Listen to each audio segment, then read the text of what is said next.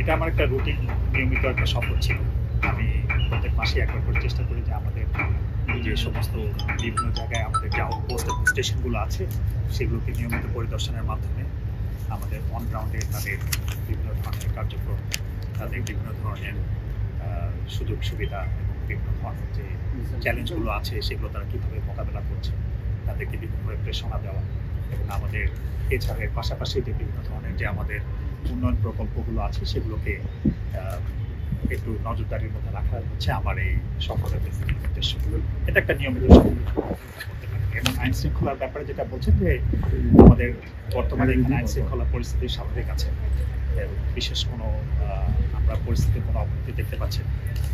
তবে আপনারা জানেন যে বর্তমানে আমাদের পার্শ্ববর্তী দেশে যে রাখাইন অঞ্চলে যে সংঘাতময় পরিস্থিতির সৃষ্টি হয়েছে সেখান থেকে কিছু আইন শৃঙ্খলার ব্যাপারে আমাদের ন্যাচারালি কিছু কনসার্ন আছে, আমাদের কিছু উদ্বেগের কারণ আছে।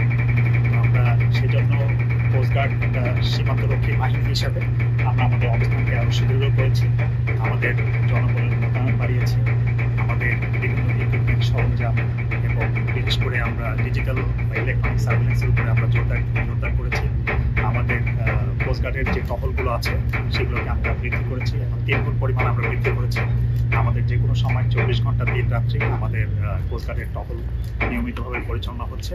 সেন্ট মার্টিনসে ওখানে আমাদের একটা কোস্টগার্ডের জাহাজ আছে, নৌবাহিনীর পাশাপাশি আমরা ওইখানে মোতায়েন করেছি জাহাজ, এবং আমাদের এই টেকনাফ থেকে শাহপুরি এবং আমাদের সেন্ট মার্টিনস পর্যন্ত এবং তার আশেপাশের সমুদ্র এলাকায় আমাদের মোতায়েন আমরা বৃদ্ধি করেছি।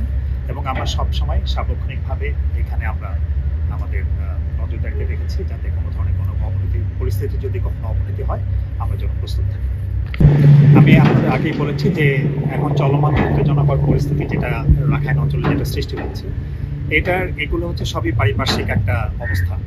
তো এখানে মিয়ানমারের জাহাজ আগেও থাকতো, নৌবাহিনীর জাহাজ এখানে আগেও থাকতো, এটা তাদের বর্ডারের ভিতরে বা তাদের মেরিটাইম বাউন্ডারির ভিতরে তারা থাকে, এই ব্যাপারে আমাদের বলার কিছু নেই।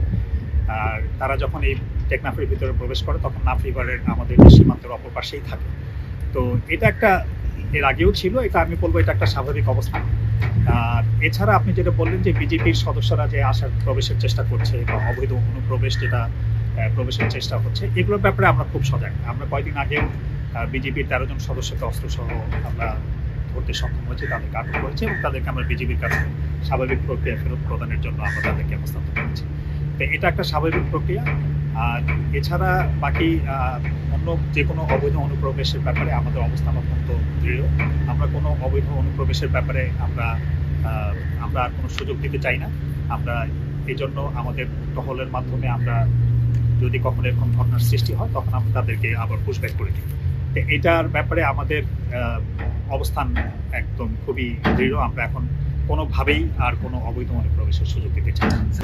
আমরা আমাদের যখন কোনো একটা জায়গায় বা কোনো একটা অঞ্চলে যখন সংঘাতময় পরিস্থিতির সৃষ্টি হয় তখন স্বাভাবিকভাবেই সেখানে আইন শৃঙ্খলা পরিস্থিতির অবনতি হয়, এবং এই যখনই আইন শৃঙ্খলা পরিস্থিতির অবনতি হয় তখনই এখানে বিভিন্ন নন স্টেট অ্যাক্টার্সরা যারা থাকে তারা সেই সুযোগটাকে কাজে লাগাতে চায় এবং বিভিন্ন ধরনের অবৈধ কর্মকাণ্ড তারা বা কার্যক্রম তারা পরিচালনা করে। এটা একটা স্বাভাবিক ব্যাপার।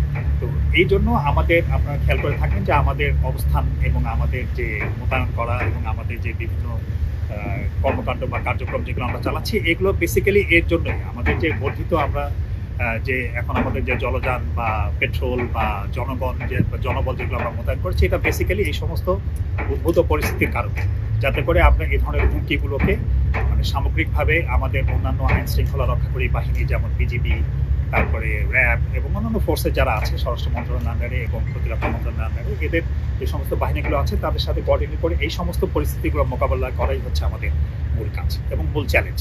আমরা এই যে এর আগেও আমরা একবার ফেরত পাঠিয়েছি, তখন আমাদের কোস্টগার্ডের যে কার্যক্রম ছিল আমরা তাদেরকে সমুদ্র পথে তাদের যে কোস্টগার্ডের যে মায়ানমারের যে জাহাজ এখানে এসেছিল মায়ানমার নৌবাহিনী সেই জাহাজে তাদেরকে উঠিয়ে দেওয়া, এটা ছিল আমাদের মূলত কাজ। এর বাইরে আপনার ল্যান্ডে এটা বেসিক্যালি বিজিবি আমাদের যে বর্ডার গার্ডস আছে তারা এটা ডিল করেছে, বাট সমুদ্রে বা নদীতে যে যখন পরিবহন করা হয় তাদেরকে তখন তাদের নিরাপত্তা দেওয়া, তাদেরকে সুষ্ঠুভাবে সুন্দরভাবে তাদের জাহাজে উঠিয়ে দেওয়া এবং তাদেরকে প্রসেস করা, এটা হচ্ছে আমাদের মূলত কাজ।